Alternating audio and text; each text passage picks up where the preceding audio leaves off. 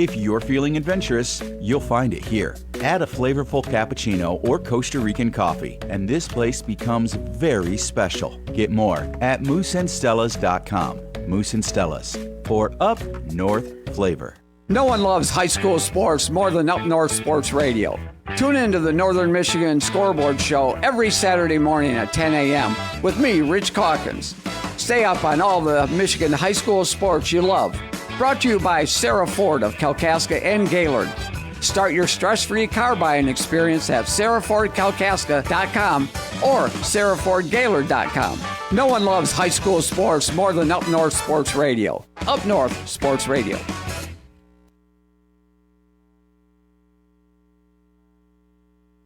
Behind our baseball team, go get 'em, Tiger. World Series bound and picking up steam. Go get 'em, Tiger. There'll be joy in Tiger Town. We'll sing you songs when the Bengals bring the pennant home where it belongs. We're all behind our baseball team. Go get 'em, Detroit Tigers. Go get 'em, Tigers.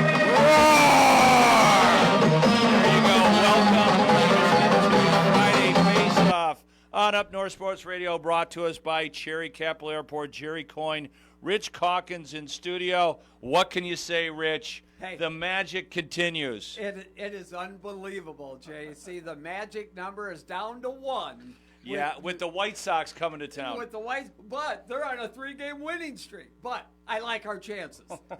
So I mean, and I've been following CBS Sports on their prognostications of getting into the playoffs and stuff. Just like 3 weeks ago, there was still like a 3% chance the Tigers were getting in, and now they got them at a 99.5%. So it's unbelievable what has transpired with this Detroit Tigers team. I mean, yesterday I was talking to Tom Milliken, who runs the ticket down in 97.1, who delivers all our live sports, our Tigers broadcast here, the Lions, et cetera, et cetera.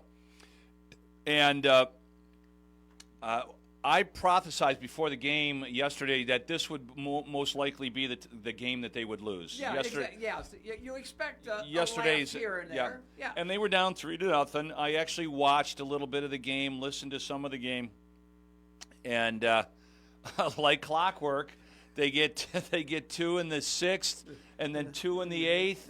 You know, it's always someone new. This team is actually starting to remind me a little bit of the '68 Tigers, who didn't really have a superstar on that team. Al Kaline was declining. You know, Willie Horton had a very good year. Yes. But and Northrup had a whole bunch of grand slams. But it's not like they had a Miguel Cabrera in the lineup. They had obviously Denny McClain had a really good season, a historic season, and they had Lolich. Yes. And they had, you didn't really have much of a bullpen, although John Hiller was very good coming out and saving games for that '68 team.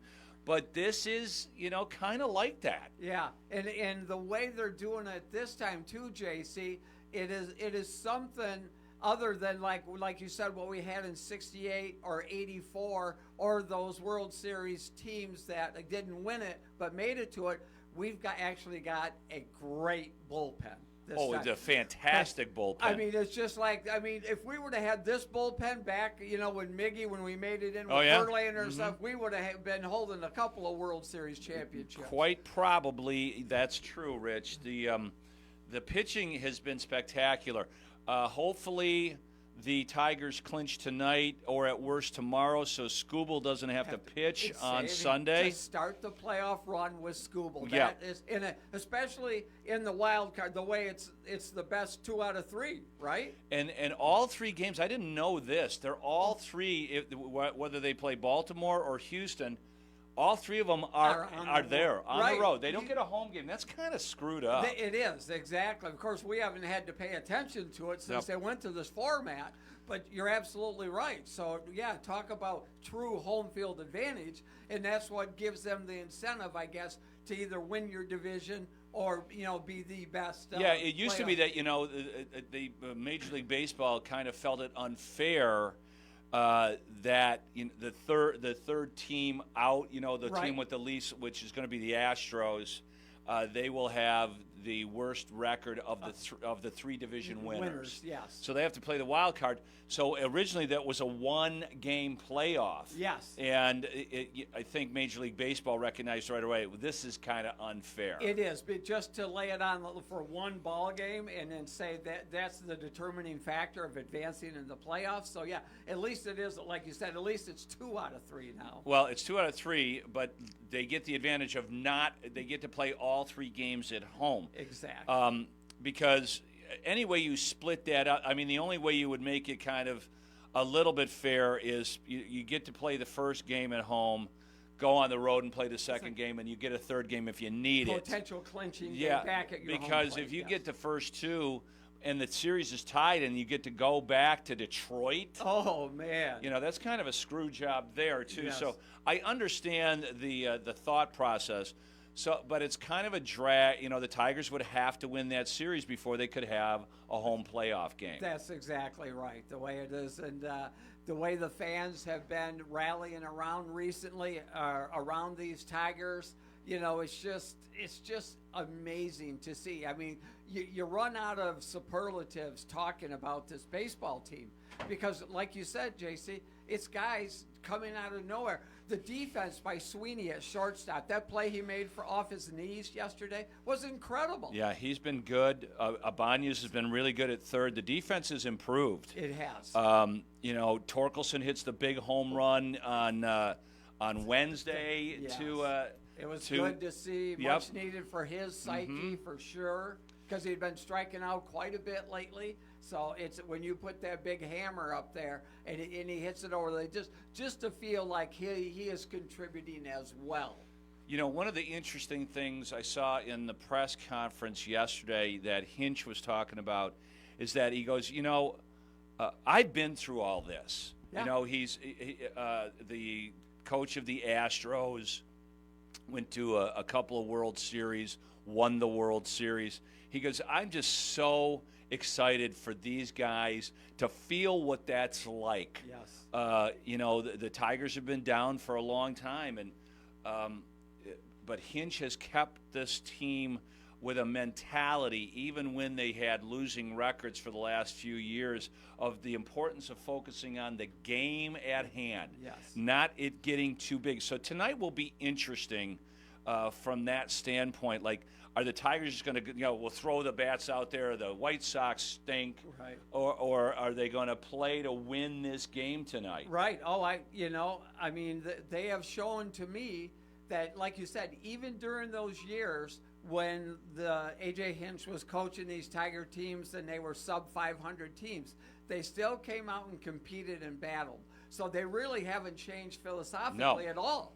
So it's just now they're just getting the contributions at the right time by, you know, certain players. And to see them bring up Jackson Jobe, now the number 1 prospect in all of baseball. God, is that kid young looking? Oh my gosh, doesn't he looks like he's 14. He comes running out of the bullpen the other night. I'm going, oh my gosh, this baby-faced kid. He is a baby-faced Oh, he kid. can bring it though. Oh my, you could just see how he's powerfully built, and he just throws an easy 98, 99, 100, you know, and it's really cool for us. Obviously, his parents were there, and to enjoy that atmosphere at Comerica Park, that was true, like, playoff atmosphere. Well, they've got a few guys in the bullpen that can really bring it. Like, he can get it over 100 miles an hour. Foley can get it over 100 miles an hour.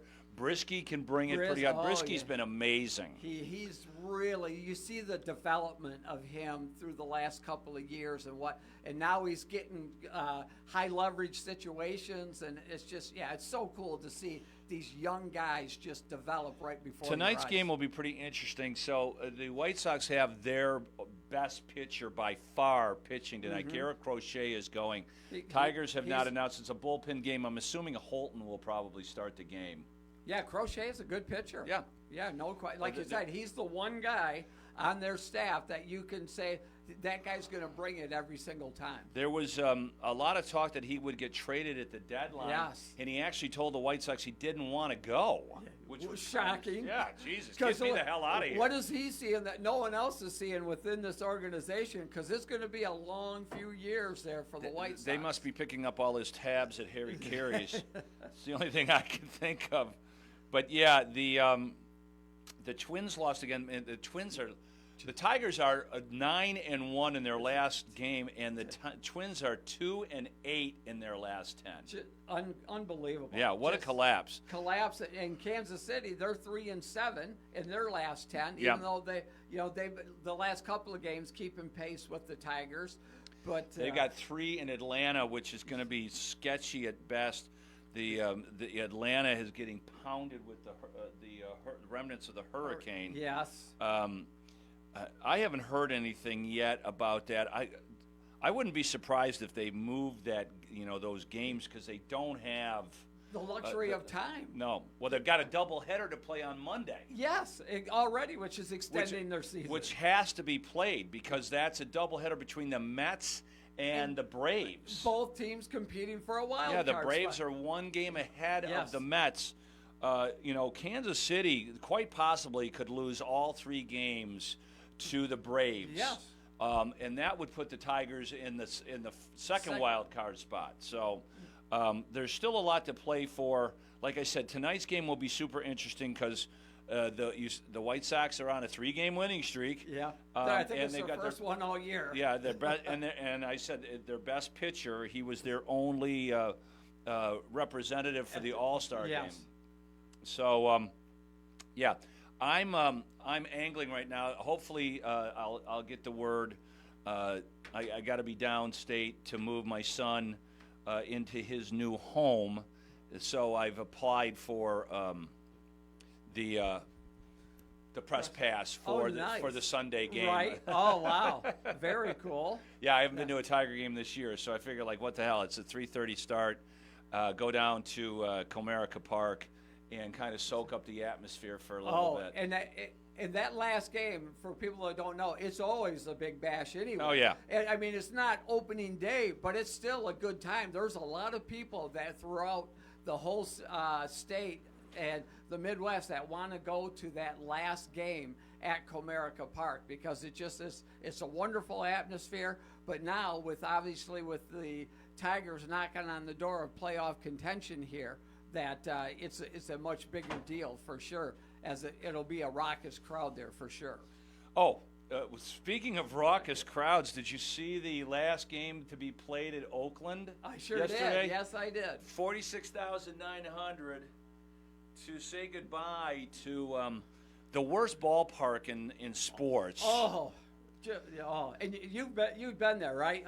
I saw the Tigers play there at least once a year for 4 years. When I was living in San Francisco, I would go and see the Tigers and go up to the press box and tell Ernie that Jerry says hello to his parents. Oh, Kathy that's right. Yes, that's right. That was a tradition, and so I did that every year. As a matter of fact, year 3.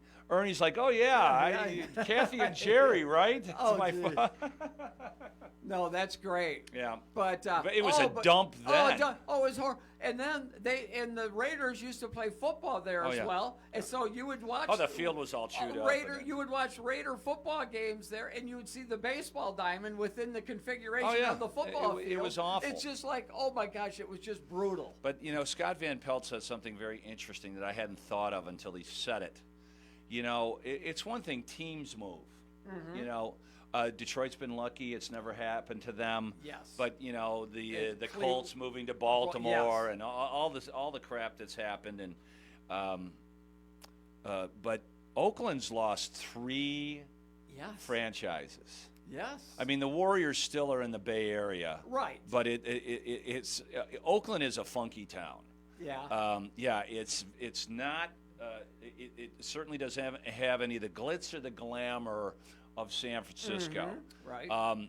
And famously, you had the A's and the Giants. Yes. And the Raiders and the Niners. Yes. The Warriors have been the only team there. Yes. Of course, they've tried hockey a couple times in Northern Michigan or Northern California, but not enough to support two teams. You got them in San Jose. Mm-hmm. But to lose three sports franchises, there's nothing in Oakland now. Yeah, and it's just, and you think about the metropolitan area of that Oakland, San Francisco. Oh, yeah. My gosh. It's the fourth most populous Yeah. area in the country when you count the Bay Area and San Francisco. And it's just wild. And, and two of the three moving to Las Vegas, And I don't think anybody had any problem with the Raiders moving to Vegas. They moved out to of LA, Oakland. how many times? But I don't know what baseball is going to be like in Vegas. Right. Oh, exactly. It's got to be an indoor It's dome. got to be similar to Houston, where you have that dome and you're able to open it up. More like the Diamondbacks setup than Yes, do something like that because you're going to need to play in air conditioning most of the time. Yeah, but you just have to. So I don't know.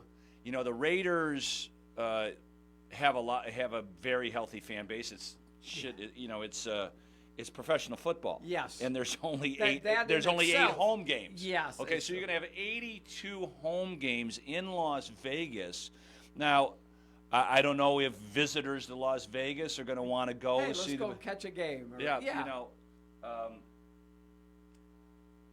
I just it'll be an experiment. We'll see what happens. Yeah. It will. Again, and we talk about it all the time. How they keep a franchise in Tampa Bay when they have had good teams forever at Tampa Bay. Nobody shows and up. no one shows up to those games yet. It is proven that people, I guess, in that area don't care for professional baseball. They don't care for professional sports. Yeah. So it's just like the Lightning have won multiple Stanley Cups, and there's nobody in the building until the end of the playoffs. They've been one of the best teams in hockey for 10, 12 years. And like you said, it's amazing. It's finally started to come around where they've appreciate that. And there's more people down there in the winter. Yeah, you can understand why nobody's there during the summer. I mean, right. So I don't get, and the Marlins have the same problem. They do. Yeah, well, baseball can figure it out. The A's didn't sell the franchise; they're moving it. They're moving it. That's right. But however to explain it, they have been trying for decades to get a new stadium. They have. Yeah, that's why the Raiders moved twice. Yes. Because the Oakland taxpayers would never support it, or the government would never put it on the ballot. It was. Because, as I pointed out, Oakland is not the wealthiest town in America. Sure. There's a lot more money in San Francisco. Exactly. There's quite the dividing line. There's the no haves doubt. and the have-nots. There's the haves and the have-nots. And, the primary industry in Oakland is shipping.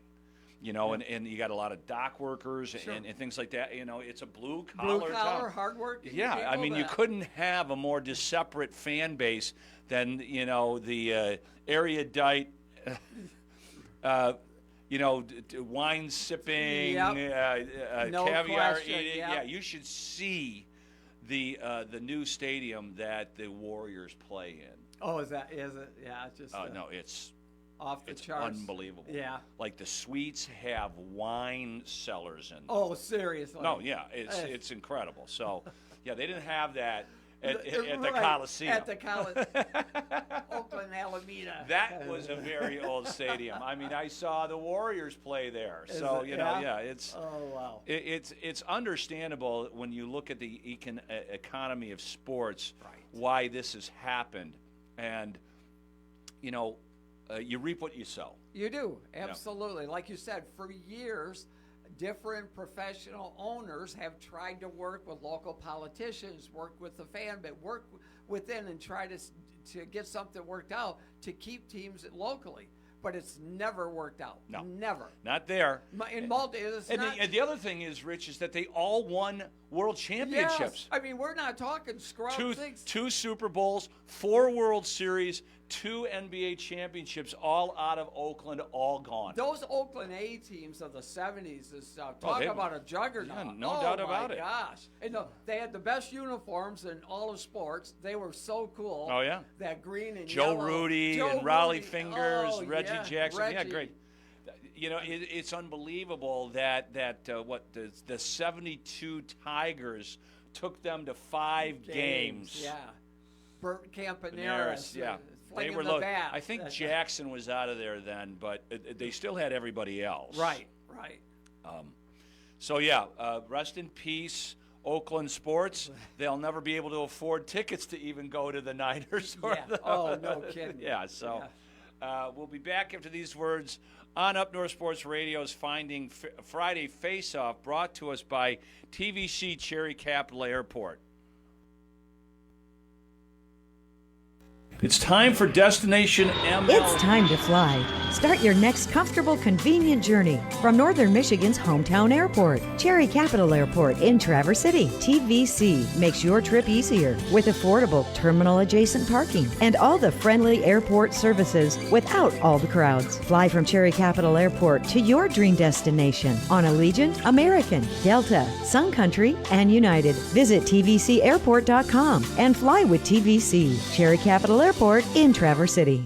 The Traverse City Record Eagle supports WCMU Public Radio in Traverse City with Total Access Record Eagle subscriptions. Total Access means home delivery of the printed paper, plus on-demand access to local and breaking news and other community publications online or on the app. Find out more at record-eagle.com/subscriptions or call 231-946-2187. That's 231-946-2187. The Traverse City Record Eagle proudly serves 13 counties in northwestern Lower Michigan. Who knew? Fresh air is a destination, a place to breathe in the lapping waves of Torch Lake and explore the tree-lined trails of northern Michigan. A place to connect with nature and each other, one-on-one, in the waves, woods, and wonder of Bel Air.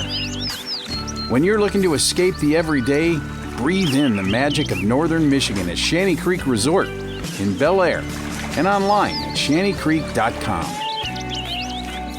Hey, it's Anthony Bellino from Spin on Sports, Michigan Sports Talk Morning Show on the Great Voice Radio Network. Heard live weekday mornings from 6 to 9 right here on Up North Sports Radio 101.1 WGRY. Whether it's Tigers, Pistons, Red Wings, Lions, Michigan State, the Big Ten, the Mid-American Conference, all the headlines, all the stories, and always Michigan teams first. It's all right here on Spin on Sports, weekday mornings from 6 to 9 on the Great Voice Radio Network. Heard locally on Up North Sports Radio 101.1 WGRY.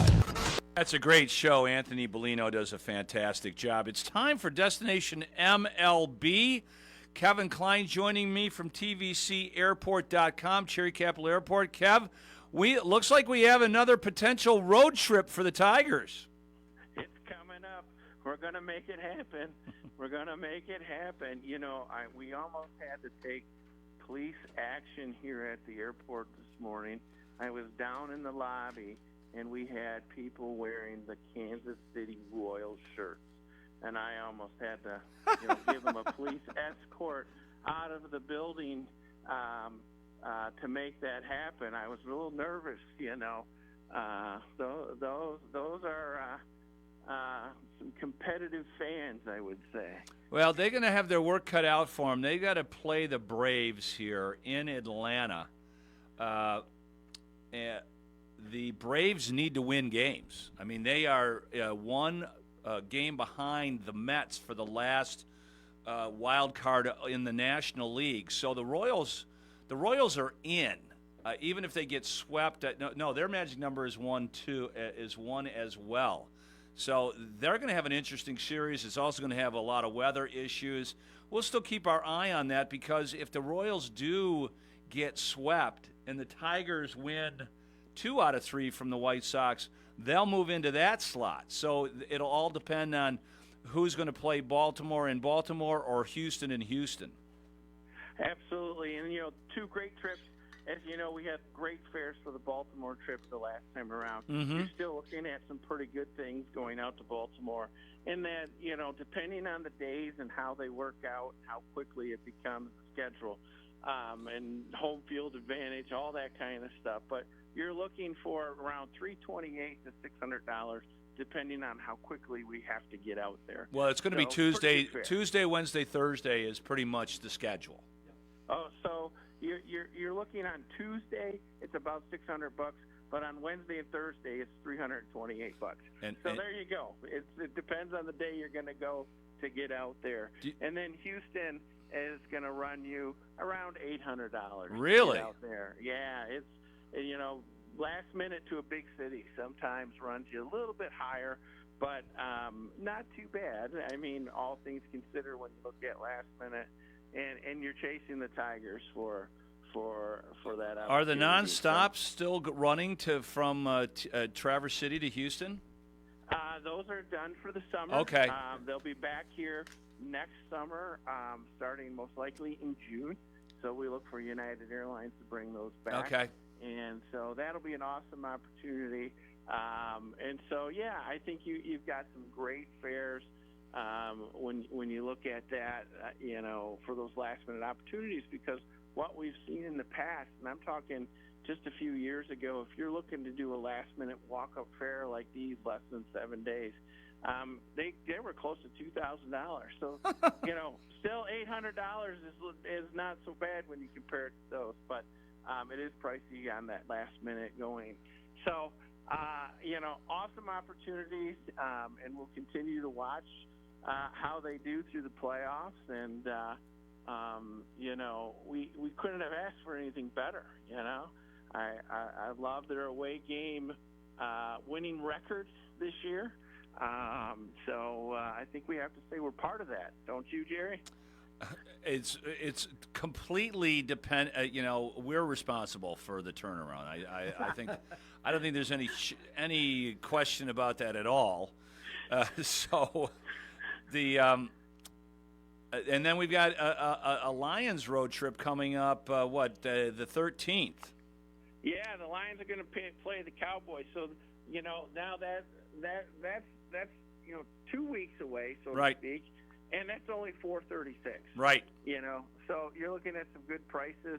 They follow it up with Minnesota, and that will be $382. And so some good prices there.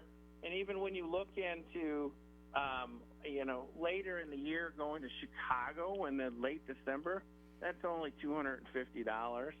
So you got some really great fares heading out for those Lions games as they proceed through their schedule. And I think you're going to see some great wins from our Lions.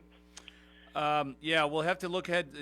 You've got them. They're in Indianapolis on November. That's $328. Yeah, so that's pretty good. Yeah, not bad at all. No, excuse me, I said that wrong. It's $283. Wow. I got okay. some of those numbers backwards there. I looked at that wrong. $283. So yeah, it's great fares. Great fares to go to Indy. Yep. And November. And they're all available at tvcairport.com. All right, Kev. Thanks. We'll check in with you next week. Go Tigers. Go Tigers. Thanks. That's the ubulant Kevin Klein here on Friday Faceoff. Yeah,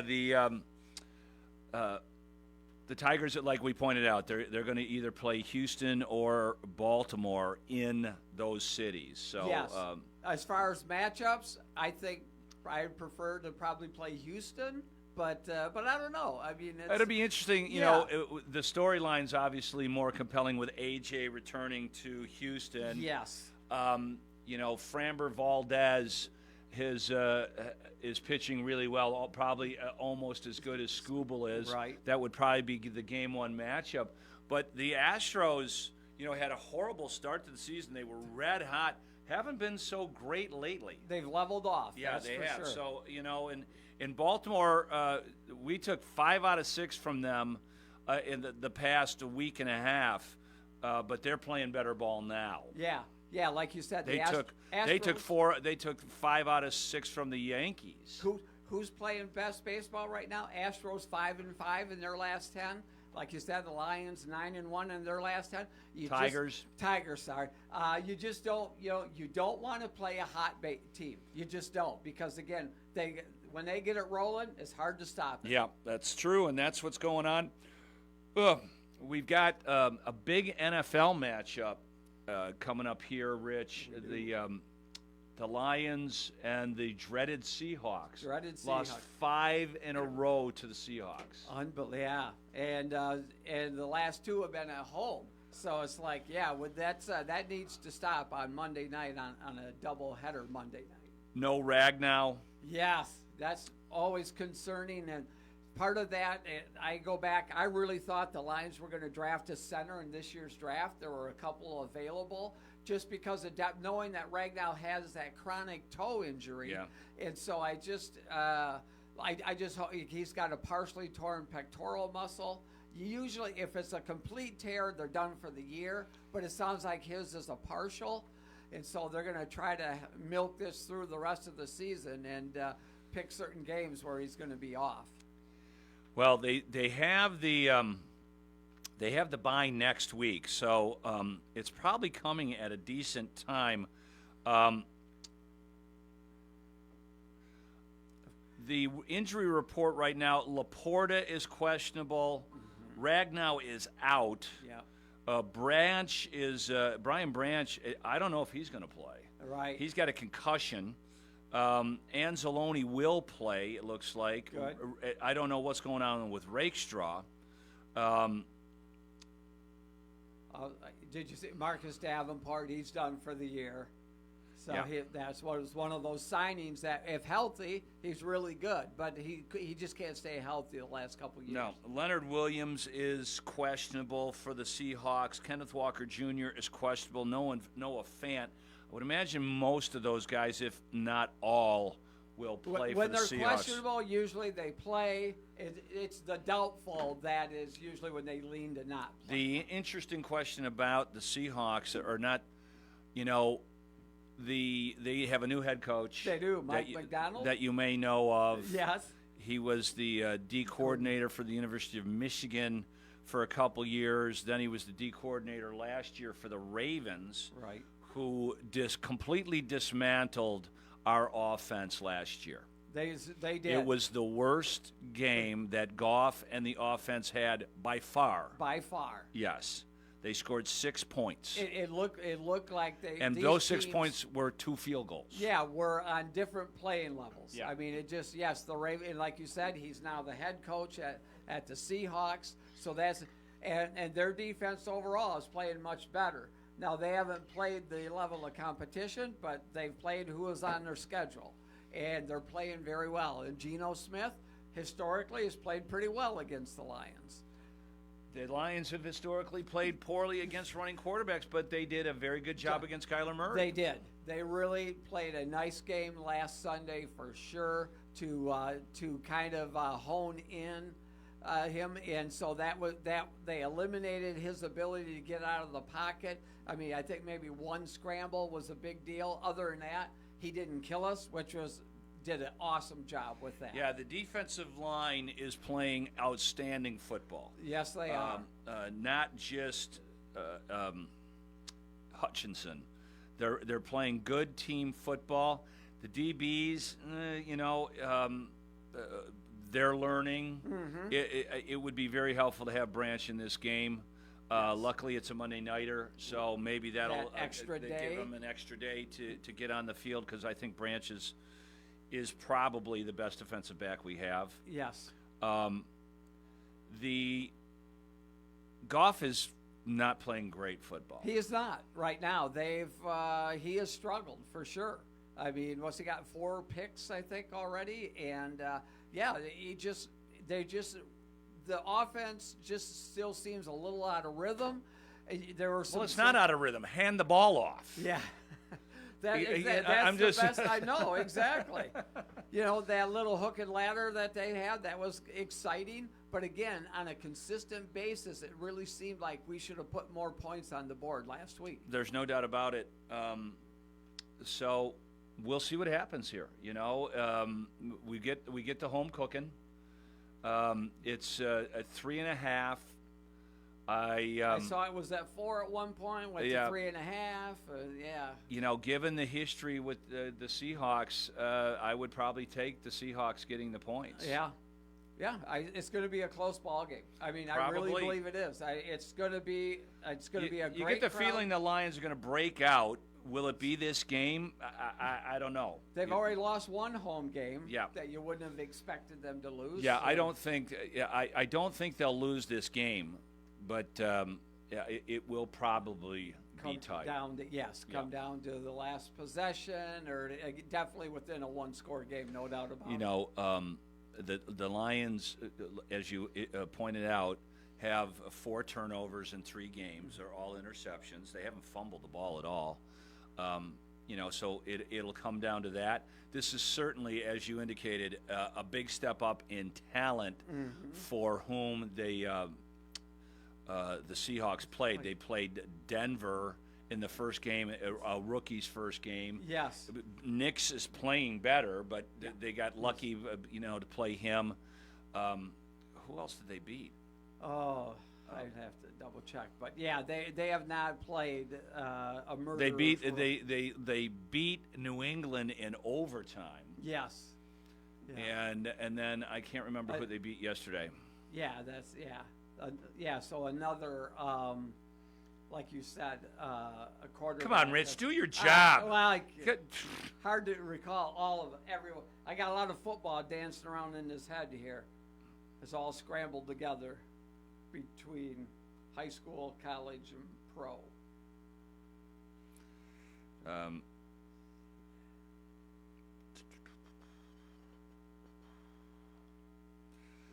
They beat the Dolphins last week. That's what it was. With Skylar Thompson. So that's the Skylar Thompson only played 2 series. Well, they went to the third string. Tim Boyle. See, there you go. Yeah, they beat the Dolphins 24-3. Tim Boyle was the primary quarterback. And that's what I'm saying. Between the court, they played Bo Nix, the rookie. They played the guy for Jacoby Brissett.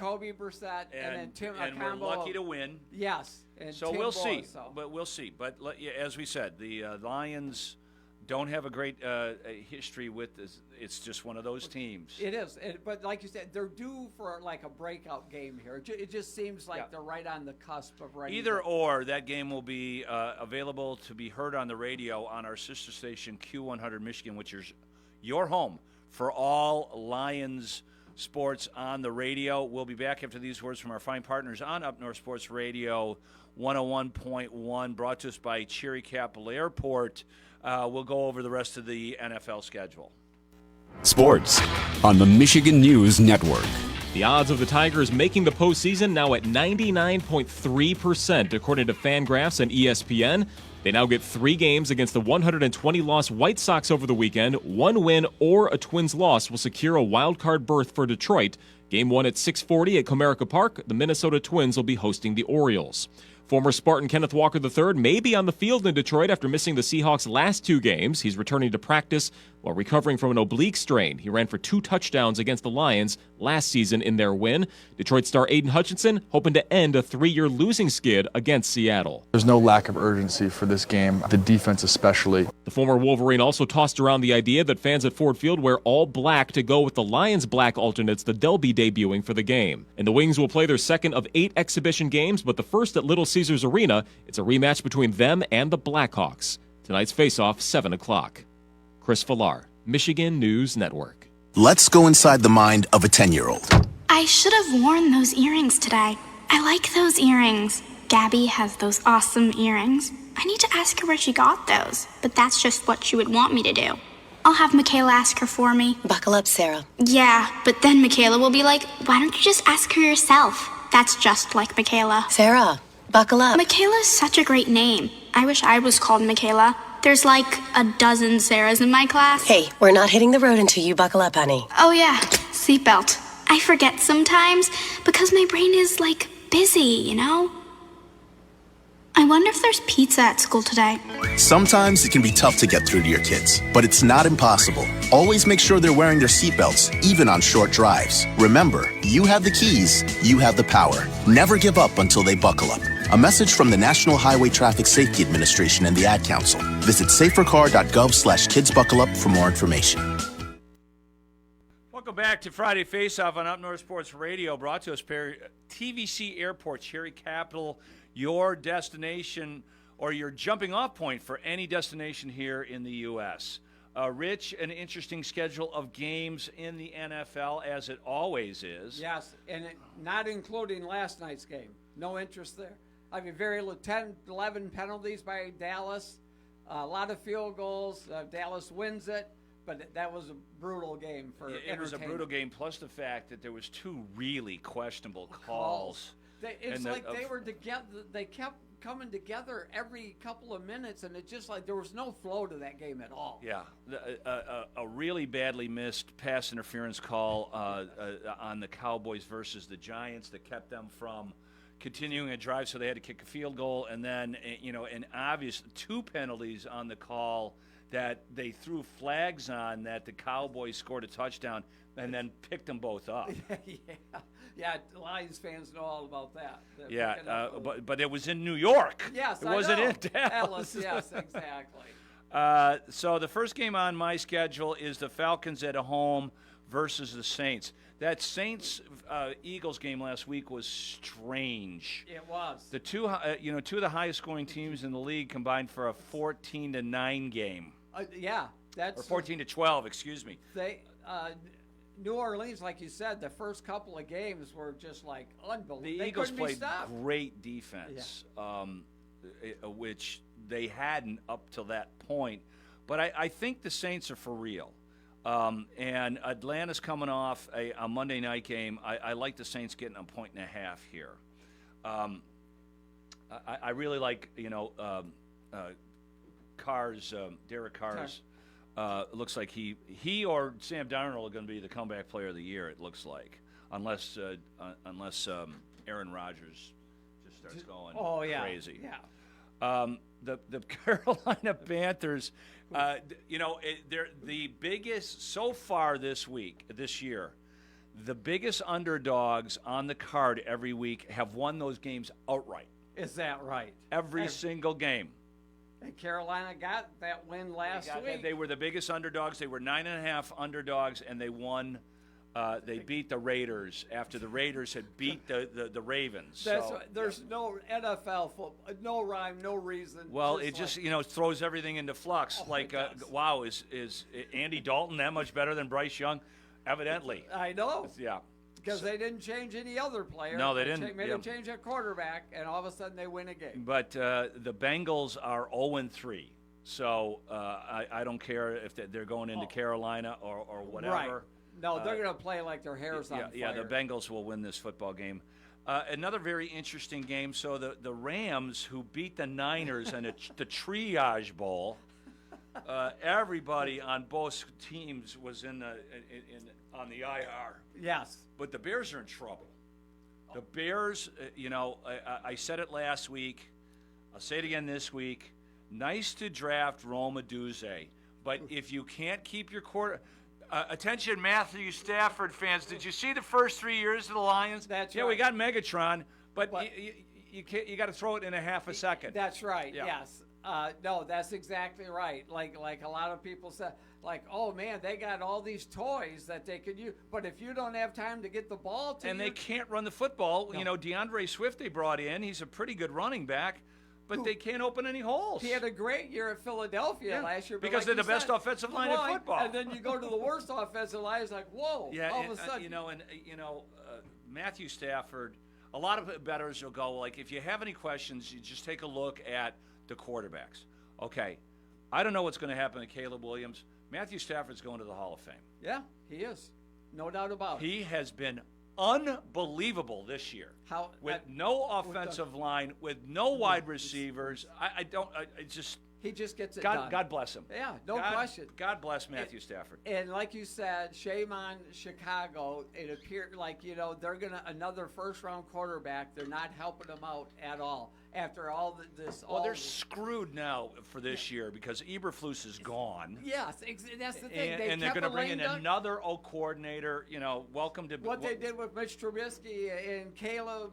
No, you mean Justin Fields. Justin Fields, yeah. and they just repeat the same mistakes. Yeah, that was idiotic that they didn't get rid of Eberflus. They played good at the back end of the season. They decided to keep him around. Let's keep him around. Yeah, yeah. And I don't even know who their O coordinator is. The guy that was at Seattle, Wallen or whatever. Yeah, that's right. Yeah, Jesse Wallen. I have a couple of his albums. Probably the best game on Sunday is the Packers and the Vikings. The Vikings are scaring me, Rich. I know. Well, because they're playing well defensively. They're lights out. Oh God, yeah. I mean, that's just. This is going to be a wild game. The Viking, it's always one of the best rivalries, anyways. Yeah. Maybe the two best. I love Dan Campbell, but from a tactic standpoint, LaFleur and Kevin O'Connell are probably the two best offensive game callers, and they're right up there with Shanahan for sure, and McVay. They're all come out of the McVay tree, right? They do, and these guys are great young head coaches, and like you said, they're off. He gets Malik Willis. It's just like, seriously, I thought for sure when Love went down, they're going to miss a couple games. This is a chance for the Lions to get a couple of games ahead of Green Bay. Not so much. Yeah, I don't even know. I think Jordan Love will play in this game. It's going to be all eyes on that game on Sunday. You got the Texans who looked. What the Vikings did to the Texans was surprising. That's what. Yes. Yeah. The first time that quarterbacks looked human. He just confused. They threw a couple of bad picks. That defense was phenomenal. Phenomenal. They are home, giving 6.5 to the Jags, who looked completely discombobulated. I don't know what's going on there. Trevor Lawrence. Yeah, looks confused. They just paid him $265 million. But they are 0-3. So, I mean, this is they got to win this game. I like them getting the points here. They're getting 6.5. I don't know why the Steelers are only giving the Colts 2.5. I really don't. The Steelers look like they're trending in the right direction. Steelers defense probably the best in the league. Right. The Colts are kind of a mess.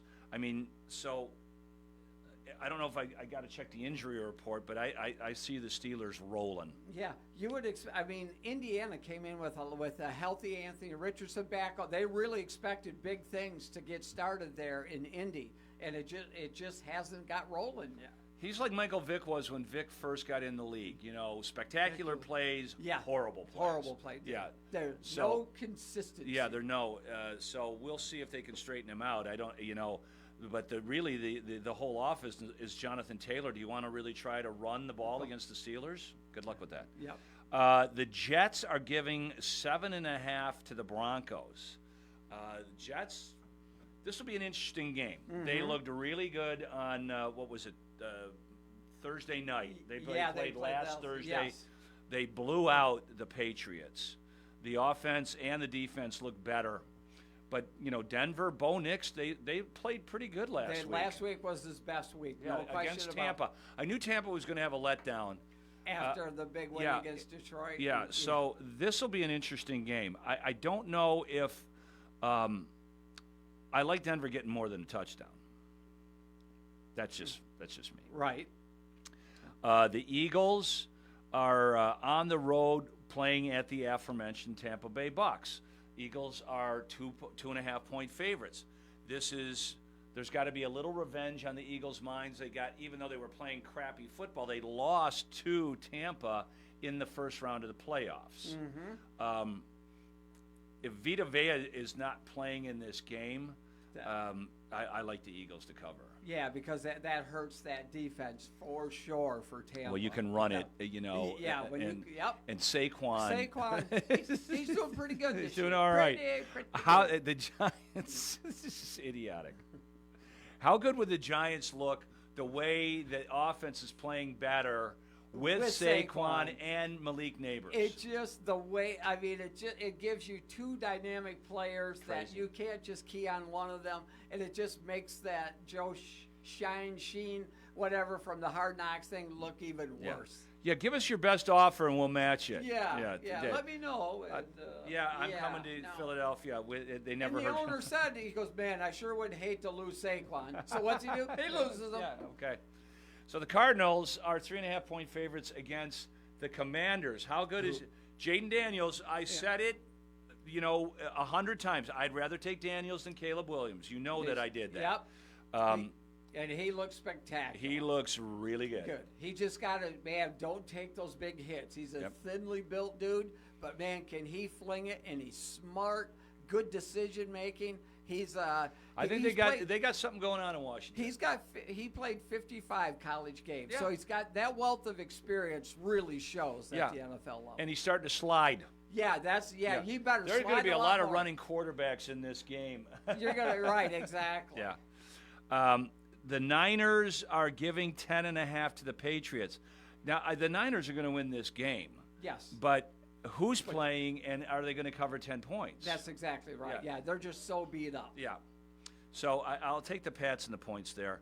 The Chiefs giving 8.5 to the Chargers. Again, Chargers, got some major injuries. I don't know if Herbert's going to play. Right. And even if he does, I mean, that's why I took Pittsburgh last week, because he's got that high ankle sprain. And to me, I didn't think that he'd make it through the game, and he didn't. Yeah. No, exactly. So the Chiefs, it's a division game, and I'm sure that but I don't know if Bosa's playing. I can't make a decision on this until the injury report rolls out. Yes.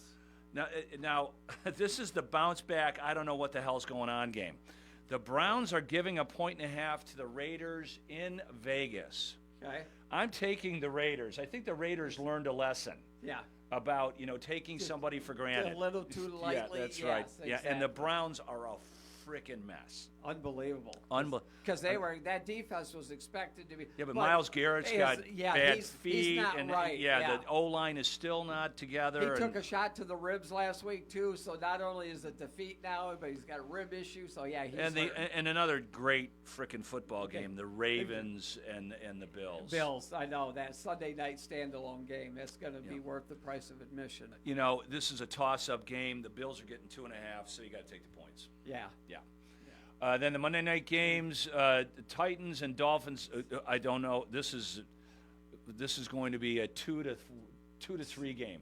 Yes, that's exactly Titans right. Titans 3, Dolphins 2. No, exactly. I mean, the Titans have their starting quarterback, but he plays like a third-string guy. Their defense is pretty good. Yeah. So it's a tough one to call. And this spread is weird. The Lions giving 4.5 to the Seahawks. I've got to.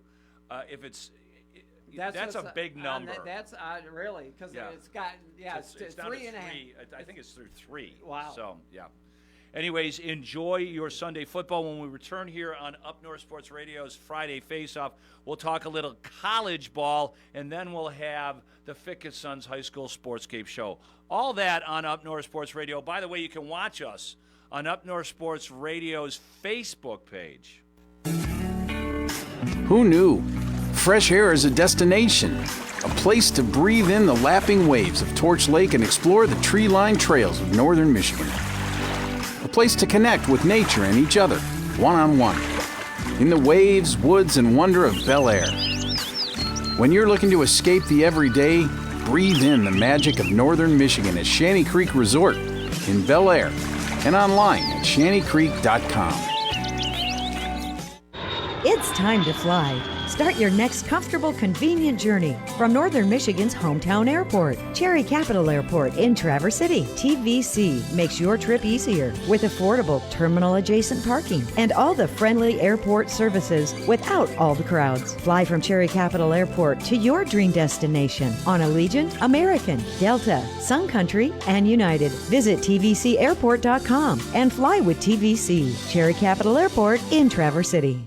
The Traverse City Record Eagle supports WCMU Public Radio in Traverse City with Total Access Record Eagle subscriptions. Total Access means home delivery of the printed paper, plus on-demand access to local and breaking news and other community publications online or on the app. Find out more at record-eagle.com/subscriptions or call 231-946-2187. That's 231-946-2187. The Traverse City Record Eagle proudly serves 13 counties in northwestern Lower Michigan.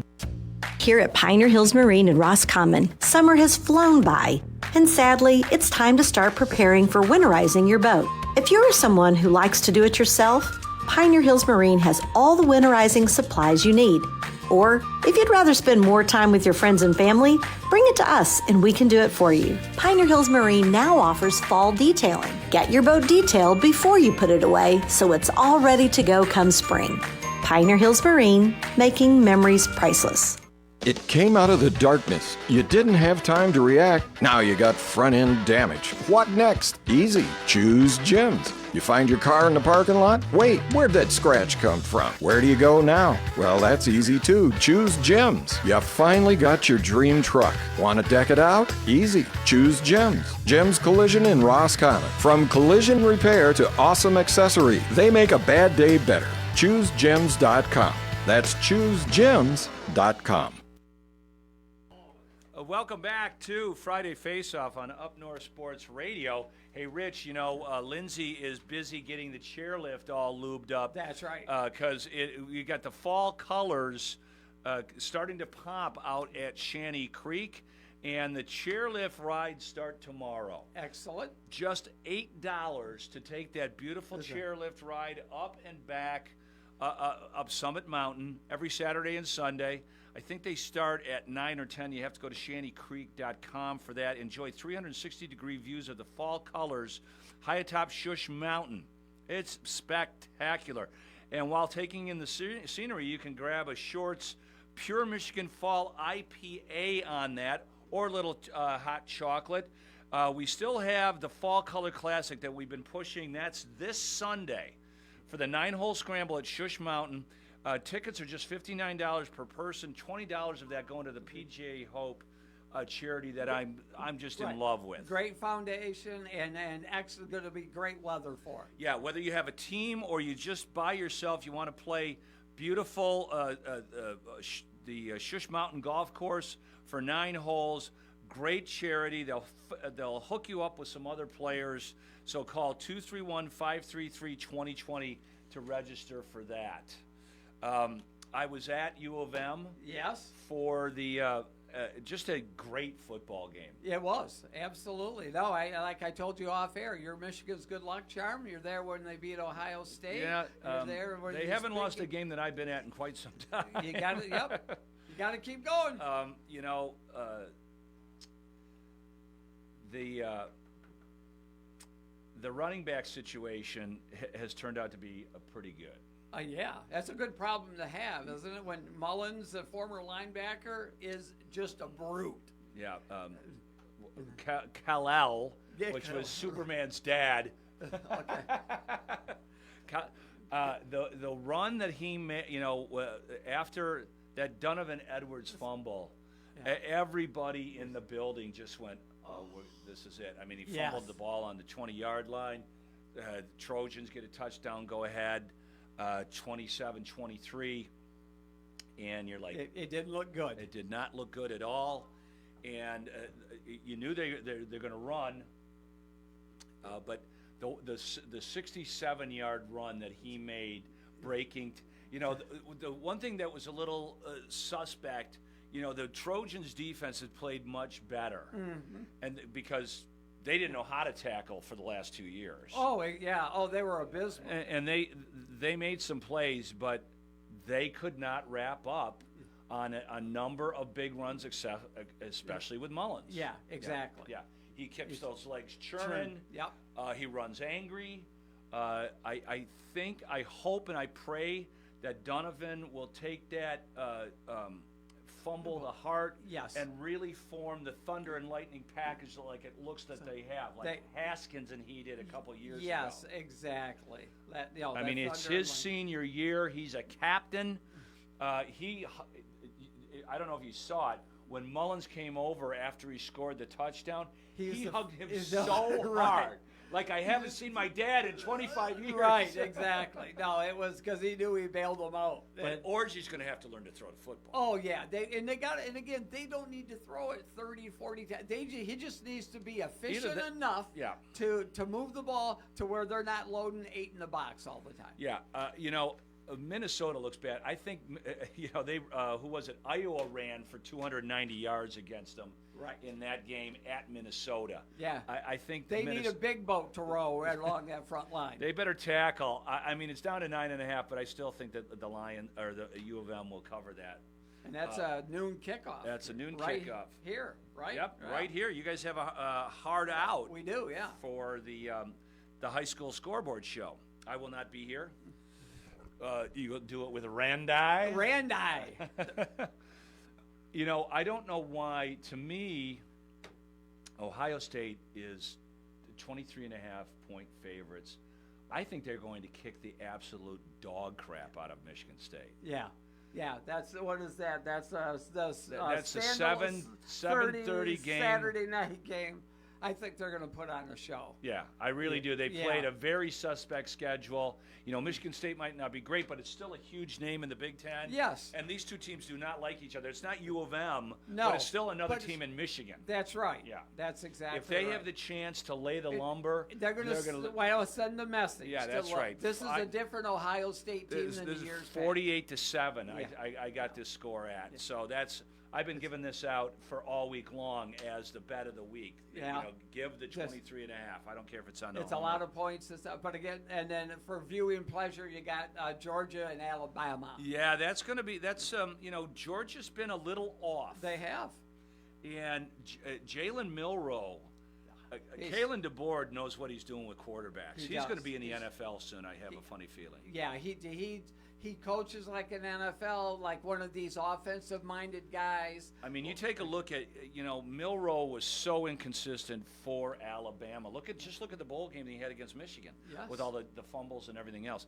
This does not look like the same quarterback at all. It's amazing the advancements, the progression you can make in 6 months, 8 months. So you got Carson Beck on Georgia and Jalen Milroe, 2 of the 4 best quarterback prospects. Yes. Should be an interesting game, but I'm sure DeBoer really wants to put his stamp on. Yeah, Kirby thinks he's coming into his old town. That's right. And lay the lumber. This should be a great football game. Yeah, like you said, taking over for Nick Saban, and like you said, how do you get rid of that allure of all of that? Lay the lumber. Yeah, lay the lumber to Georgia at home, and all of a sudden you're the next thing. One other game I got a little bit of an eyeball on is Louisville coming into Notre Dame. Notre Dame.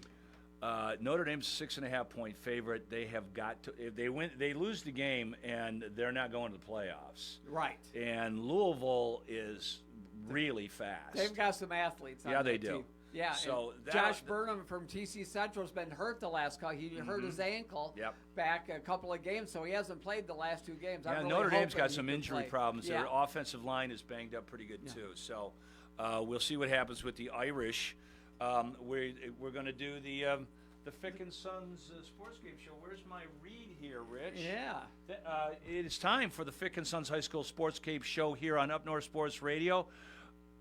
Fick and Sons is proud to support all local high school athletes. Check out everything they have at fickandsons.com. Let's get James Cook on the horn here. Yep.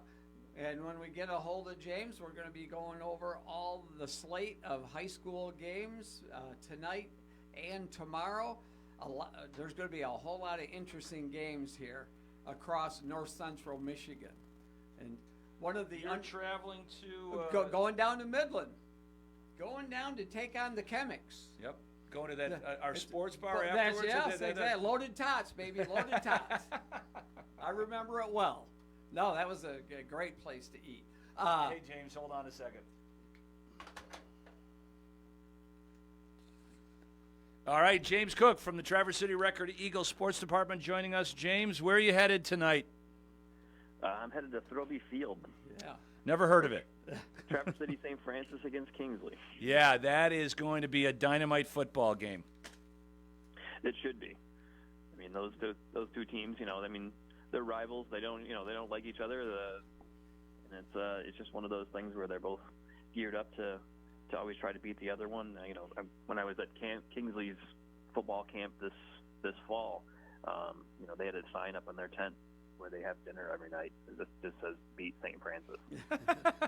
No, and and great, like you said, great coaching matchup. Both coaches have won multiple state championships, so it's just, this is as a classic each and every year, James.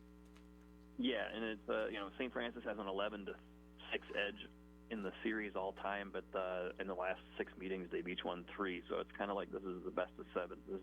This is a game 7 of a best of 7 series, sort of. Yeah, Coach Wurr has really built it. They are rock solid, and St. Francis had a couple of little growing pains, but they've got all their kids in place. I was surprised they lost last week. Yeah, well, a couple of turnovers here and there. That's that was the name of the game. And so if St. Francis can hang on to the ball, not turn it over, then it should come right down to the wire. But as you know, turnovers can flip the game completely.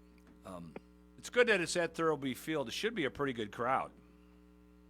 Yeah, it should be a good crowd. It's the second game of a doubleheader. The first game is Traverse City Central against one of the Midland schools. I'm trying to remember which one. Central and West both play the Midland schools this week. Yeah, it's Dow because West is traveling down to Midland, so that's how I know. Yeah, exactly. Yeah. So you got the TC Central game first, so that should be a good one, and come down and catch two games for the price of one. I don't know if they're doing it that way or not, but Well, I'm pretty sure they are, because they're not going to clean out the stadium like a doubleheader. Right. I wouldn't think so. I wouldn't think so.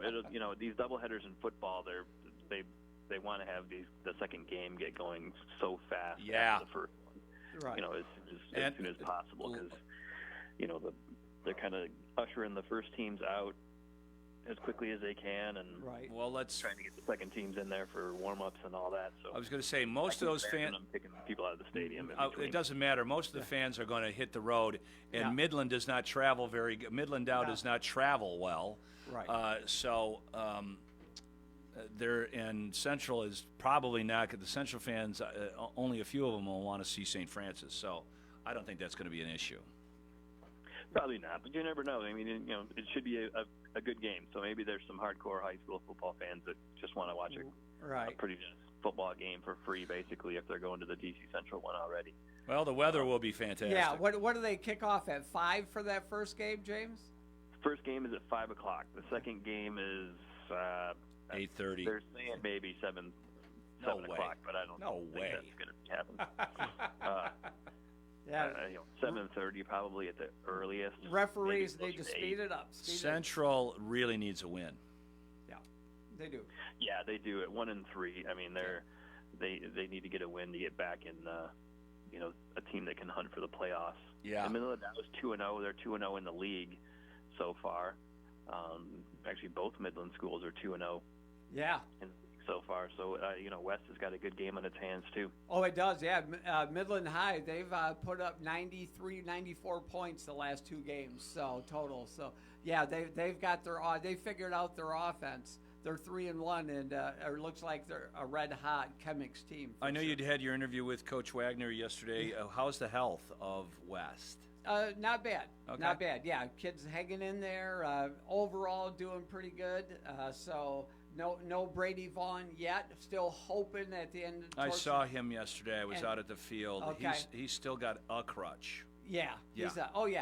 So he's really gotten big. Oh yeah. Oh, absolutely. He's spent a lot of time in that new weight room and all. Yes. He's really gotten big. Yeah, and I didn't realize he's got a younger brother coming up through the rank and files as well. Really? He was a pretty good ball player at the Ute level. So no, it's. I wouldn't imagine him playing until the Patriot game. That would be my guess. Yeah.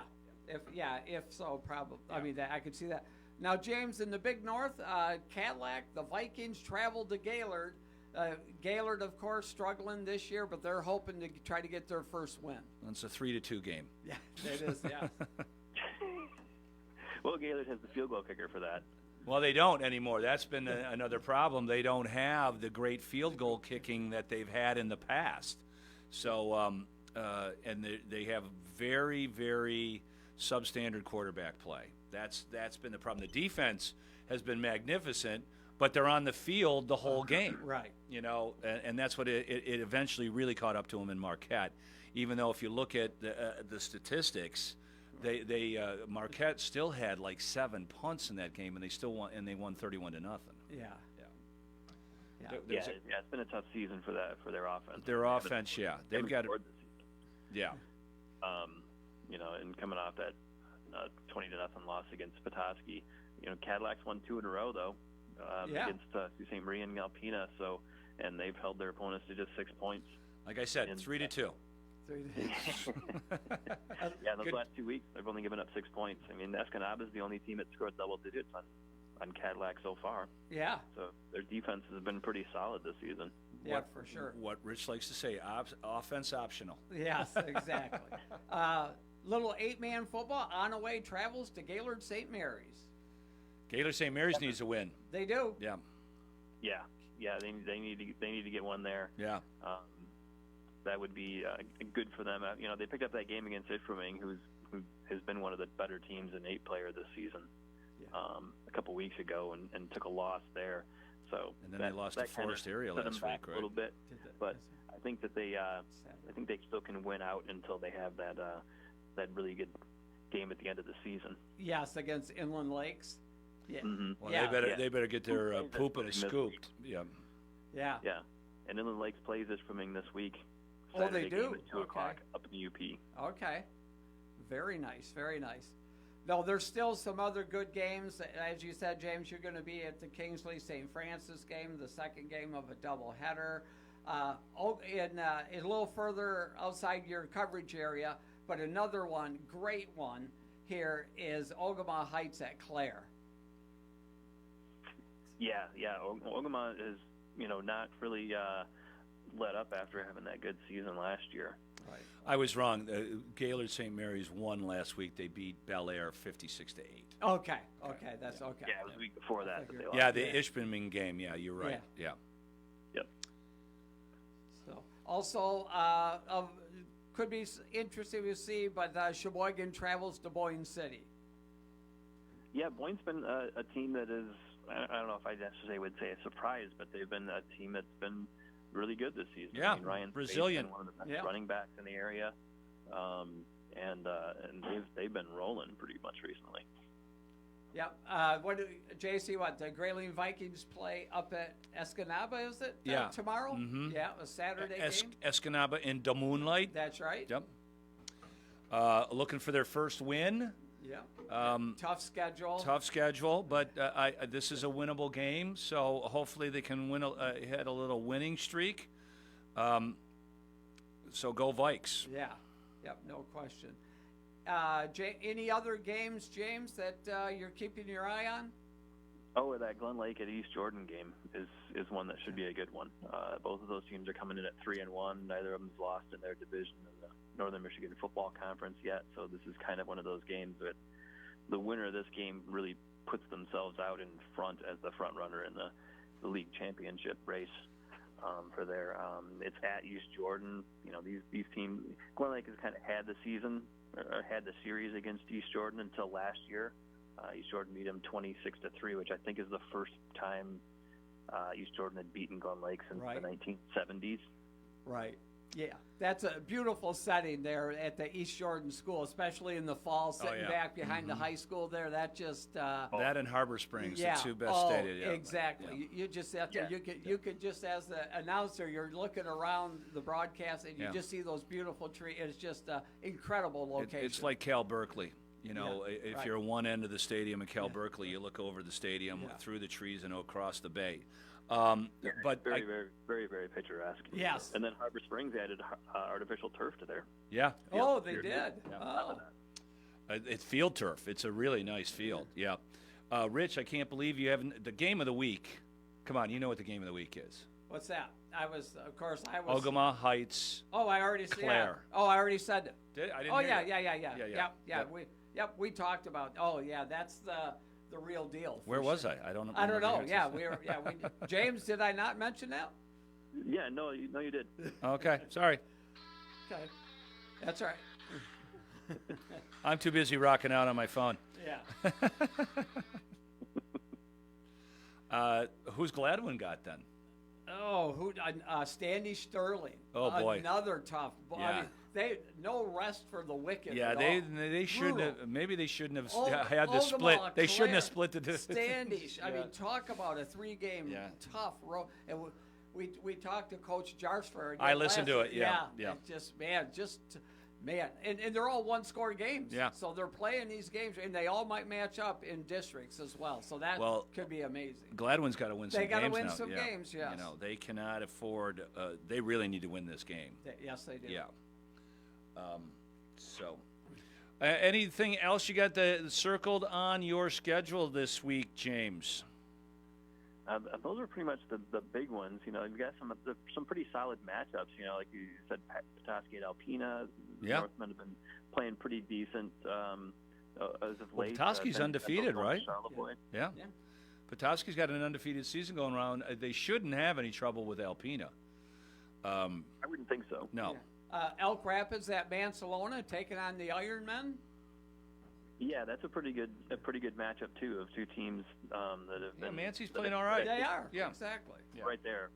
Yeah, hope they get into the playoffs this year. Yeah, it's been a while. Frankfurt's going to Harbor Springs, like we mentioned Harbor Springs a little bit earlier, but Frankfurt's going there, hoping to get another win, keep themselves kind of in that race with Glen Lake and East Jordan. Right. Hold on a second here. I just want to give a big shout out to our good friends at Fick & Sons, your local competitive and reliable propane provider. They also provide heating fuel for residential and commercial customers. Rich, I think, as it camps out at the Charlie's Country Corner, 4 Mile Road with the Arby's, the convenience store, the Super 8 by Wyndham, and the full-service diesel garage, the Sunny Spot fuel system in Roscommon. I spent a lot of time at the Bear Lakes Marathon in Kalkaska with the great pizza and a full liquor department. In Whittemore, it's the Crossroads Citgo offering gas to include diesel and racing fuel. Fick & Sons expanding their services throughout northern Michigan, and they're expanding in Grayling with the new Dunkin' Donuts opening up pretty soon. Check out everything they have to offer at fickandsons.com. James, what about the Get Around podcast? Yeah, we will be back next week. I think after we've had a couple weeks off, just for various reasons and stuff with staffing and stuff. So, but I think we're going to be back next Monday. Not exactly sure who the guests are going to be, but it'll probably shake out after a bunch of the games tonight. Yeah, maybe whoever, a couple of the athletes from the winning Kingsley St. Francis game. Yeah, I could see that. That may be a good opportunity to have that. Yeah. You don't want to talk to the gentlemen that lose that football game. That would be my tough. professional Always tough. My professional advice to you, James. Probably not. No. James Cook from the Traverse City Record Eagle. A little jump in price. Rich is a little upset with you guys. To go to the $1 to $2 on the Saturday paper. Oh, yeah. I don't have anything to do with that. No, I believe they're covering your massive salary, James. That's right. Yeah. Only that was the case. Any little bit I could do to help you out, James, I'm all for it, buddy. All right. Thank you, James. See you, James. Yep, another big week of football. I'm sorry I won't be able to join you. Yep. I'm going to be busy Saturday. I won't. I'll be lucky to see the. Yeah, you're going to be busy. So you're going to not always be able to be paying attention. Maybe see a little bit of that because the Georgia Bama game is at 7:30 at night. Yeah. Same thing with the Ohio State Michigan State game. So by that time, hopefully the moving is calmed down a little bit. Yep. Yeah.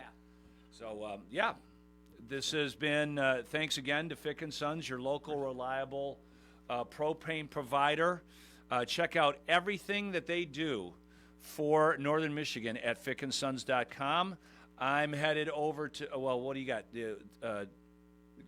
Tomorrow, you've got Finding Fairways, the last Finding Fairways of the year from 9 to 10. Season, closing out the golf season, although Yeah, the weather says still play. Yeah, that's what Ken from Boyne said. You sure we're not going to do a few more weeks?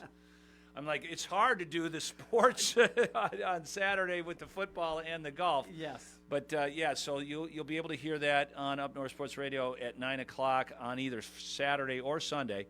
But right after the Saturday show, Rich and Randy will be doing the Sarah Automotive Scoreboard show. And then right after that, you have the 11 o'clock pregame for the Michigan-Minnesota game. So lots of live sports. And then, we won't have the Michigan-Minnesota game. I'm sorry.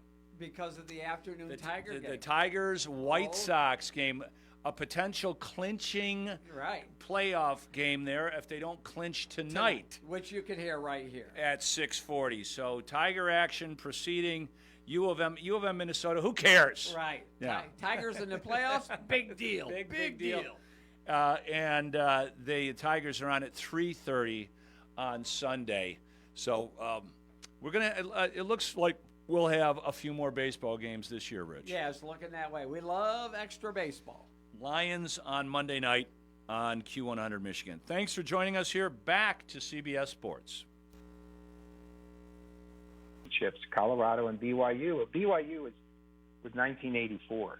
I've got to see more about these guys. This Retzlaff kid for BYU has been tremendous so far. The defense has played better than expected. They've still got to go. They still have at home Oklahoma State on a Friday night, October 18th. Again, you mentioned underdogs at Baylor. They're at UCF, at Utah, at a resurgent Arizona State. It's going to be tough.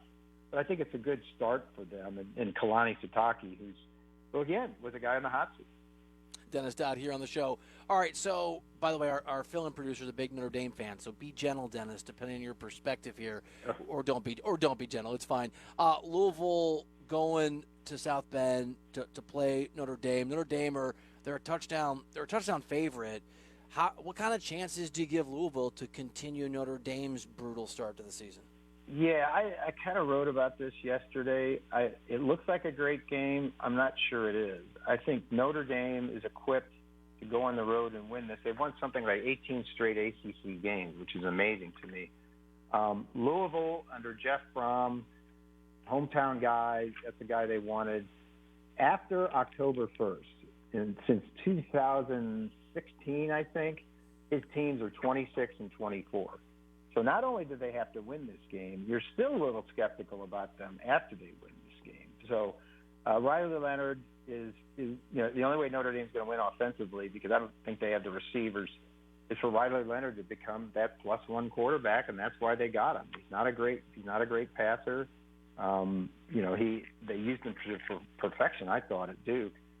Maybe not as good as supporting cast as Notre Dame. They got to rely on Jeremiah Love, the tailback, to get in there and intimidate Louisville. That's going to be a hard place to play. Louisville is one of those places. I find Notre Dame's position in this expanded college football playoff really interesting, Dennis, because on the one hand, there's 12 schools that get in. They have a massive brand, and if the voters want to perceive them as outstanding, excellent, one of the 12 best teams, despite some losses, there's more of a margin to get them in. On the other hand, they're not in a conference, so they can't win one of those slots. What has to happen for Notre Dame to make or not make the playoff? Do you view them as an inherent advantage because of who they are, or a disadvantage because they're not in the conference? Yeah, I don't think it's an inherent advantage. Number one, because they lost that game to Northern Illinois during a season when people thought, well, with that schedule, they'll get in. They'll go 11-1 or 10-2. Now they've got to win out. Northern Illinois got upset last week, so that isn't going to be a good win. It doesn't look like. Notre Dame's access to the playoff is as an at-large team. Obviously, they're not in a conference. But what they wanted and what they negotiated is, no matter what, if Notre Dame finishes number 1 in the country, they do not get a first-round bye, because they don't play in a conference championship game, they wanted that time off, or they didn't want to play that extra game, which they'll have before a first-round game. So for Notre Dame to win a championship from now on, they have to win those 4 straight games, not get a bye and win 3 straight games. That's what they wanted. But I think now with Notre Dame the way it is now, they got to finish around the top 12 for the committee to consider them. If you look at the early projections, the Big Ten and SEC are going to get around 9 teams in. That leaves 3 spots for at-large. So they got to be very impressive in what they do, and they certainly can't lose tomorrow. If they get in, last quick one, Dennis, and I'll let you go. I know it's hard to guess this, but if they get in, is that likely at the expense of an at-large SEC or Big Ten school? Probably not. It's probably at the expense of the second team from the ACC or Big 12. I mean, that's the way this thing is headed. We ran the numbers, let's say we at CBS Sports, when this thing started to get organized, and in the 10 years of the CFP, had a 12-team playoff been in place, the SEC and Big Ten, as constituted right now, would have averaged almost 8 teams a season. There were 2 years when they would have gotten 9. There was a year when Florida State would have gotten in from the ACC with 4 losses. So it would, if Notre Dame gets in, it's going to come at the expense of the championship game loser of, say, the Big 12 or the ACC. I don't think they're going to get, and if they do, woe is if everyone else, if Missouri is knocked out by a Notre Dame, as a third team maybe from the SEC, because as we know, Bill, the SEC and Big Ten, in every way you want to imagine, figuratively, physically, financially, NIL, portal, everything else is pulling away from everyone. Dennis Dodd, appreciate the time, buddy. Enjoy what will be another fun college football Saturday, and we'll talk to you again soon, pal. All right, very good, Bill. Thanks. Thanks, buddy. Dennis Dodd, CBS on Twitter, outstanding college football insider, analyst, writer. Check him out at CBS Sports HQ, CBS Sports Network, CBSSports.com. Let's do buy or sell. What side will Bill take on the biggest issues in the world of sports? It's time for today's edition of Buy or Sell on Writer Than You. Hello again, Patrick Boyle. Hello, Bill. How you feeling? I feel great, pal. How you feeling? I'm great. It's a Friday version of Buy or Sell. Oh, let's go, dude. Got plenty of college football on the horizon. We got the NFL Week 4 rolling on Sunday. We got the final weekend of the baseball regular season, although the Mets and the Braves are going to have to play a doubleheader Monday because of Hurricane Helene. Helene? Is it Helene? I should know this. It might be Helene. I think it's Helene. Know. I don't. It looks, by the way, thoughts, prayers, everybody. Of course. In Florida, North Carolina. It looks awful. Yeah. I mean, not to, I know it's a sports radio show, but it is devastating. It's already taken lives of people. Millions of people are without power. Very scary stuff. Have you been in a hurricane? It is. I have. It is terrifying. Sorry, say that one more time. Have you been in a hurricane? No, thank God. It is scary. I cannot even imagine how scary it actually is. I flew into one once because my boss didn't tell me there was a hurricane, and I live in L.A. where I think the weather's always 70 degrees. It was not fun. Anyway, thoughts for everybody there. All right, I'm ready. All right, here we go. Let's start with some college football. I asked you about Bama, Georgia yesterday, flat out who wins the game. But as we've been discussing today, and as Dennis Dodd talked about, this could be the first of 2 meetings this year between Bama and Georgia. Hell, this could be the first of 3 meetings this year between the two teams. It could be a weird feeling each other out aspect in this game because maybe they want to save the best parts of the playbook for later in the season. I was thinking about that too, yeah. Especially if they have to play each other again with much bigger stakes on the line.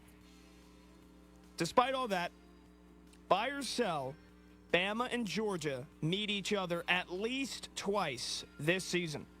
I will buy. I will buy it. Buy. An SEC championship showdown seems very, very likely, and we'll have a pretty good idea after tomorrow the level of each of these teams, and it'll be easier to guess maybe they're good enough to win their way through whoever they play in the playoff until they play each other, which is possible. Yeah, well, speaking of a possible second or third meeting between Bama and Georgia down the road, a team that will be hoping that doesn't happen is Ole Miss, because that means Ole Miss is in the SEC championship game with Lane Kiffin, Heisman hopeful QB Jackson Dart, and an incredibly beefy offensive line with plenty of firepower. Those guys eat their Campbell's Chunky Soup. They're beefy.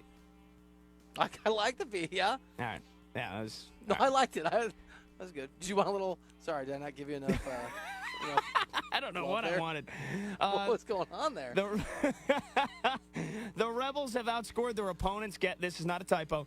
220-22 in 4 weeks. I don't know about you. That's an average margin of victory of 50 points per game so far. Well, here comes Mark Stoops and the Kentucky Wildcats this weekend down in Oxford, Mississippi, who nearly threw a gigantic wrench in Georgia's plans 2 weeks ago by nearly beating them. Now, they'll try to do the same against Ole Miss. Buy or sell, Ole Miss should be on upset alert as 16-point favorites at home against Kentucky. Sell. I think they're going to destroy him. Let me ask you a related somewhat question, and I just want to buy or sell. Then you can explain, but I want a no context answer. You can answer this however you want. Buy or sell. You like Lane Kiffin? Buy. So I see Lane Kiffin around town whenever he's not coaching, and whatever you think of the guy, he is an extraordinary program builder and coach now. And I think Ole Miss might be almost as good as anybody in the country, and we just don't fully realize it yet. I've been on Ole Miss since the beginning of the season, and I agree with you with Lane Kiffin. I think he kind of had his name, it's a lot self-inflicted, but he kind of got his name dragged through the dirt after his time at USC. Then he went to Alabama, right? Then he had to take the job at Florida Atlantic. Remember the Raiders a long time ago, too, when he got it with the owner? Yeah. Yeah, there was some ugly stuff. It looked like Lane Kiffin was like, ooh, this guy's career is like kind of over. Like he's so young is the thing. Yeah, even up until like 6 years ago. Yeah. Going and being the offensive coordinator for Alabama is a pretty good way to right the ship in your career. No, I think that Kentucky performance was impressive, and almost every coach in the SEC is a very impressive coach, or at least has the illusion of one. Stoops is, and he comes from a football family. And they played Georgia tough. No, I think Ole Miss, 16 or 17? 16. Yeah, I'm not going to bet on this. I don't bet a lot of college football, but if I did, I think I'd bet him to cover if I were putting money on it. I like Ole Miss a lot, especially at home. Okay. All right. I think Ole Miss, let me look at their upcoming schedule here. I do think, Bill, maybe I'm just, pulling at straws here.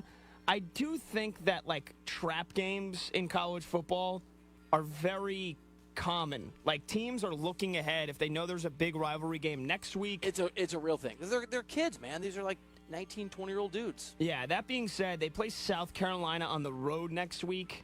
Not a big worry. Not like they have a big matchup coming. Their first big test is going to be at LSU in 2 weeks from now. So I don't think they'll be looking ahead.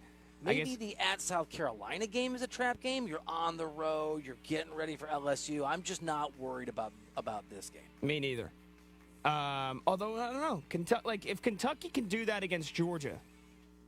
The thing is, we see, to your point, every year we see a team that goes on to win a national championship or nearly wins a national championship, play a close game, often have to come back in the fourth quarter against teams that just aren't that good. These things happen sometimes in college football. Okay. I can remember before Missouri was good. I remember this because I'm a Missouri fan. Just Missouri continuously being up on really good teams year after year and just getting their what's destroyed in the fourth quarter. It's not because Missouri was good, it's just because those teams look faster. All right, number one team in the country has a relatively easy start to their SEC schedule. Tomorrow, the Longhorns host Mississippi State. Off the top of your head, do you know how big of a favorite they are? Mississippi State lost, I think, by 17 to Florida last week. Tell me. Take a guess. This is an SEC game. 21 points. 38-point favorites. 38? Yes, more than 5 touchdown favorites, and we still don't know about the most important position on the most important team in the country. Who's starting the game?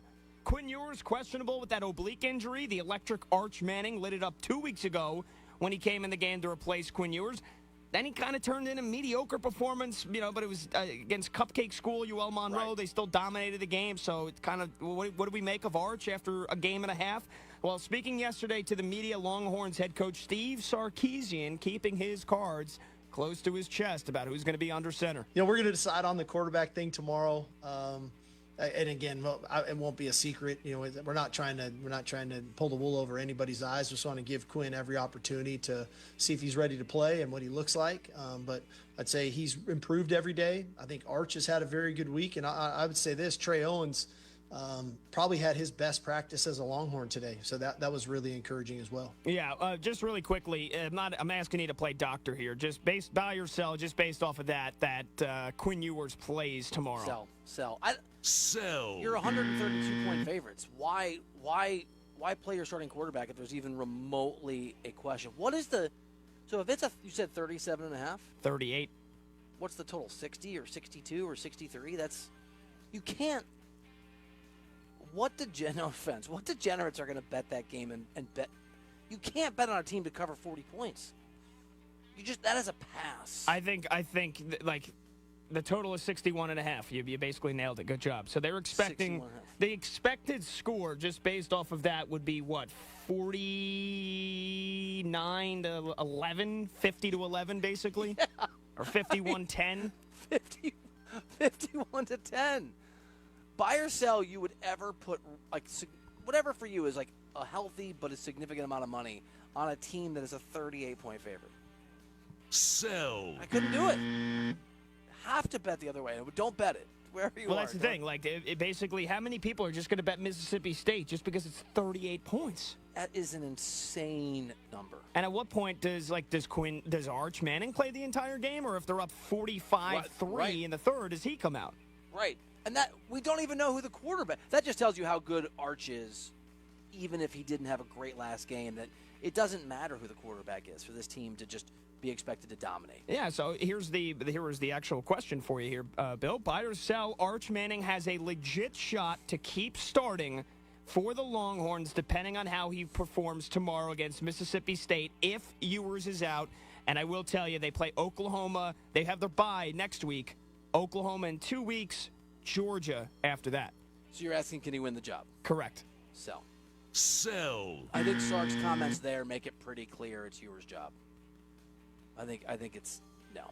I'd love it just for the storyline, but I don't think so. Yeah, and I agree with you. Quinn Ewers was a Heisman. Was he a finalist last year? He was just outside of a Heisman finalist. A lot of people think he's going to go top 5 in the draft. He'll be one of the top quarterbacks selected. I find it hard to believe that they're just going to give Arch the job based off of a good half that he came in 2 weeks ago, and then he looked shaky against Louisiana Monroe. He threw 2 picks. Great couple games. I don't think. Also, there's been reporting out there that Arch understood, and the people around him, obviously his famous uncle's father, grandfather, they understood that this was going to be a long-term commitment if he stayed at Texas, and for whatever reason, they seem to think that his development is best at Texas and not rushing things. So I'm not that he doesn't want to play, but I don't. Arch Manning, from everything we can glean, is not behind the scenes pissed off he's not starting and expecting that this is his big chance. He's also going to be a good teammate about it. There's no reason to disrupt the locker room, bench the guy that might be the best quarterback in college football when he comes back. Texas has a great problem, but I think that problem is going to be Arch Manning as the backup when the time comes. I agree. All right, NFL, big week 4 ahead of us here, and 2 of the big headlines is going to be the statuses, if you will, of 2 big statuses. Statuses. I just want to buy the term. Can you push buy? Buy. I like it. I make up words too, or maybe you did make it up. Maybe I'm just not fancy enough. I dug it. Right? I mean, come on. Right? It could be ellipses. Why can't it be theses? Why can't it be statuses? Did you say feces? No. Well, no. Theses, like a thesis. What would be the singular of feces? I was going to say, why are we going to this? But I don't even think that's feces. Got it. Buy or sell, a singular poop is a feces. Sell. No, it's called something else. It's called something else. A turd. Well, why are people so was it Mark Chernoff, former boss, or Eric Spitz? One of them did not like poop talk on the radio. I've never understood why people are so it's a natural. It would be similar to it being a no-no to talk about the fact that we breathe. Yeah, I mean, there are just everybody poops. Yeah. That's a book that I had to give my kids when they were. Do you know this? There's a book called Everybody Poops. It's about all the ways that different creatures poop. Is it like to help you how to wipe It's just yourself? basically make you not feel bad that you got to poop. What are you doing talking about poop on the air? That's what Chernoff would say. The only call I ever got from Mark ever about being mad at the show was, the show sounded good with the sports, but can we stop with the alien talk, please? I'm like, all right, no more alien talk for a while. Were you like a big alien? Buy or sell. You think aliens are? Buy. Yeah, me too. Clearly. 1,000,000%. Clearly, right. You know how not even a conspiracy. You know how arrogant it is of us to think we are the only human-related life forms on Earth? The New York Times has done some legitimate reporting on extraterrestrial, extra unidentified flying projectiles, UAPs now, and people just can't. They're just like, oh, okay, okay. I pretend I never saw that. There's things flying off the coast of San Diego that. Anyway, we don't need to go there. We already did. There's something out there. So anyway, the statuses of both Packers quarterback Jordan Love and Chargers quarterback Justin Herbert, both limited. Jordan Love has not played in the last 2 games since his MCL sprain. In the first game of the year against the Eagles, he was a limited participant at practice yesterday, but has been practicing now for the last 2 weeks. The Packers have not indicated any setbacks. Meanwhile, Justin Herbert is still dealing with that ankle sprain, which he suffered in the win against the Panthers 2 weeks ago and then re-injured and had to leave the game against the Steelers in the loss against the Steelers. Both of them big games. Packers are playing the unbeaten Vikings. Chargers at 2-1 playing the unbeaten Chiefs. Buy or sell, both Jordan Love and Justin Herbert start on Sunday. Man, those are big games, aren't they? Who would have thought the Vikings game was going to be a big game for the Packers?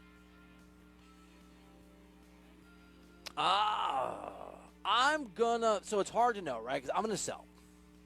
Sell. I'm going to say there's a chance one of them does it. And look, the Packers, it's a big game. The Packers have looked pretty good. It's not panic mode yet. So if he's not quite ready, you don't want to rush him. Okay. But I don't know. NFL teams are liars when it comes to what their guys are going through physically. I got They do not tell the truth. I got 2 more quick ones for you here. Hit me. And this one will be focused on you and your Chicago Bears and your Caleb Williams here. 1-2, going up against the LA Rams, who are also 1-2. The Bears are a 3-point favorite at home. I know. Caleb Williams, in terms of his receivers, Keenan Allen, limited at practice yesterday. Rome Odunze, off the 6-catch, 112-yard touchdown breakout performance last week, limited in practice yesterday. But we know the Rams are without Puka Nacua, Cooper Kupp, and multiple offensive linemen here. Buy or sell, this is a must-win game for the Bears. I hate the term must-win game. I hate it so much. I'll still buy. Buy. By the way, the super secret, not tested, small sample size, years in the making model loves the Bears. Ooh. Loves the Bears. Makes me worried about the model. Is what it does. Yeah. Yeah, it's a big game. Okay, and finally, we know upsets have been running rampant in the NFL here in the first couple of weeks. Looking ahead to week 4, it looks like we have at this very moment 4 teams that are 6-point favorites or higher. And I believe it is now so far, out of the last game, that line finished under 6, so I don't think you can group the Cowboys in here.